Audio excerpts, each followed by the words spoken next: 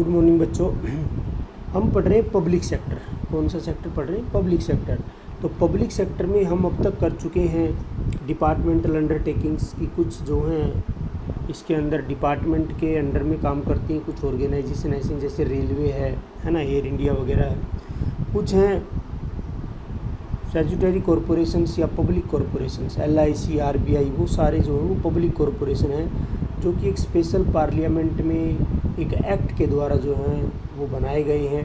आज हम करेंगे गवर्नमेंट कंपनी। कौन सी कंपनी? गवर्नमेंट कंपनी, यानी कि जो कंपनियां गवर्नमेंट के अंडर में आती हैं, जो गवर्नमेंट की हैं। ये पब्लिक कंपनियां हैं बेसिकली, जिनके शेयर्स 51% से ज़्यादा गवर्नमेंट के पास हैं। जैसे मारुति एक कंपनी है, simple example.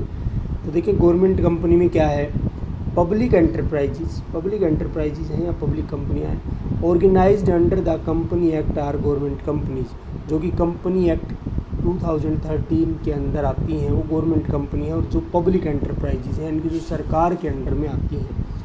It is a company है in which at least 51% of the share capital is held by the central government और बाय द स्टेट गवर्नमेंट और बोथ। तो कह रहा है कंपनी है भाई जिसके कम से कम 51% शेयर, यानी कि उसकी कैपिटल में जो टोटल शेयर होगा उसमें से कम 51% केंद्र सरकार या राज्य सरकार या दोनों के पास मिला जुला हो सकता है, तो वही गवर्नमेंट कंपनी है और एक्ट के तहत उसका जो है वो निर्माण हुआ हो।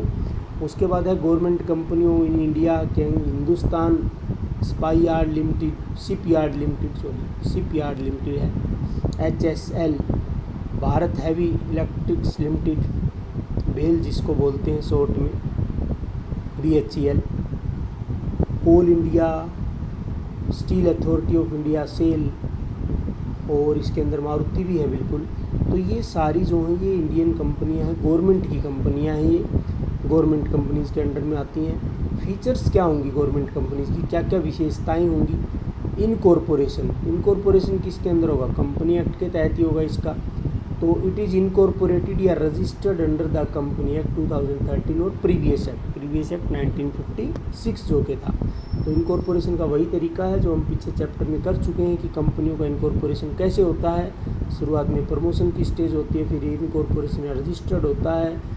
उसके बाद फीचर्स के अंदर दूसरा है सेपरेट लीगल एंटिटी। सभी जो कंपनी की जो हमने करैक्टरिस्टिक्स पढ़ी थी वही सारी करैक्टरिस्टिक्स इसकी हैं। एक बार एक टॉपिक ध्यान से समझ में आ जाए तो सारा उससे लिंक करता हुआ चला जाता आगे तक। It can own property, enter into contract, sue and be sued in its own name. Separate legal entity है, मेंबर से इसका कोई लेना देना नहीं है, मेंबर का अलग एग्जिस्टेंस है, लिमिटेड लायबिलिटीज़ है मेंबर की, वो सारी चीज़ें भी कंपनी के अंदर हैं।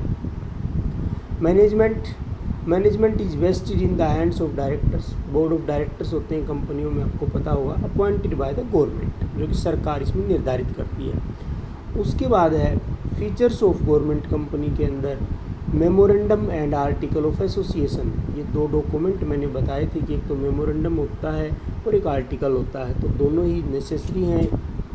तो इसमें है objects of the company and it's rule and regulation. तो ऑब्जेक्ट किस में होते हैं? मेमोरेंडम में। और रूल किसके अंदर होते हैं? आर्टिकल्स के अंदर। वो सारे इनमें लिखे हुए होते हैं, वही दे रखा है। फिर है अकाउंटिंग एंड ऑडिट प्रोसेस क्या है? They are exempted from accounting and audit rule as per act. कह रहा है एक्ट के तहत जो भी अकाउंटिंग के रूल हैं, ऑडिट के रूल हैं, उनसे कह रहा है ये एग्जेम्प्टेड हैं, फ्री हैं। However government appointed auditors, CAG जो होता है ना, CAG कैग, वो ऑडिट करते हैं। इसका report should be presented in the parliament और लेजिस्लेटिव असेंबली। तो गवर्नमेंट ऑडिट करवाती है और रिपोर्ट वगैरह है वो पार्लियामेंट में जो है आगे शो करती, दिखाते हैं कि भाई इतना हमारा प्रॉफिट रहा, इस प्रकार से पब्लिक एंटरप्राइजेज हैं चल रही है, वो सारी चीज़ें दिखानी पड़ती हैं। उसके बाद है फंड कहाँ से आता है? Investment in government companies is raised by government share holdings.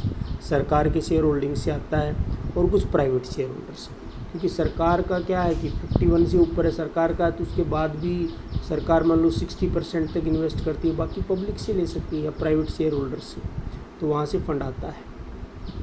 उसके बाद है merit of the government company, कि भाई इसकी खास बातें क्या हैं, फ़ायदे क्या हैं? Easy formation by registration, no need to enactment of special act in parliament. जैसे ऊपर वाले में था पब्लिक कॉरपोरेशन में, उसमें क्या था? उसमें यही था कि आपको स्पेशल एक्ट पास करना पड़ेगा तो इसमें कह रहा है कोई स्पेशल एक्ट की ज़रूरत नहीं है, कंपनी एक्ट के तहत ही जो है इसकी फॉर्मेशन हो जाती है।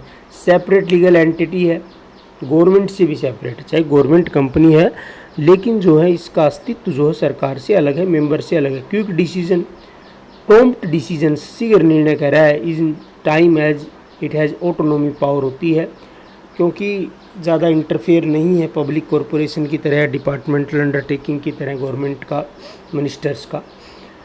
फिर है prevents unhealthy business, it can control unhealthy business practice by providing goods and service eight A reasonable price.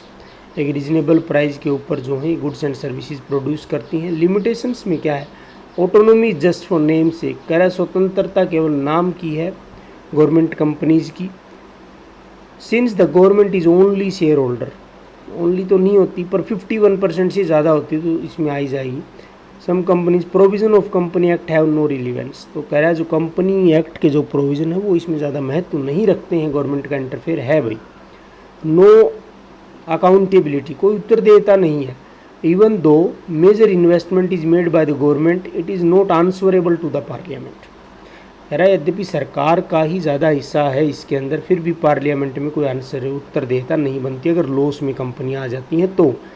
Main purpose is not served, being the major share holder government control the affair of the company, it defeats the main purpose by registering like other companies. वही है main profit क्या है, पैसे कमाना। Government कंपनियां भी अच्छे profit में चल रही हैं। तो ये आज इसका यहाँ तक कर ले, तीनों सेक्टर हो गए। उसके बाद हम पढ़ेंगे changing role of public sector की, किस प्रकार से रोल चेंज हो रहा है पब्लिक सेक्टर का, आज के टाइम पे क्या है, पहले क्या था, वो सारी चीज़ें। तो इसको देखिए और नोट्स बनाए ध्यान से। Thank you, have a nice day.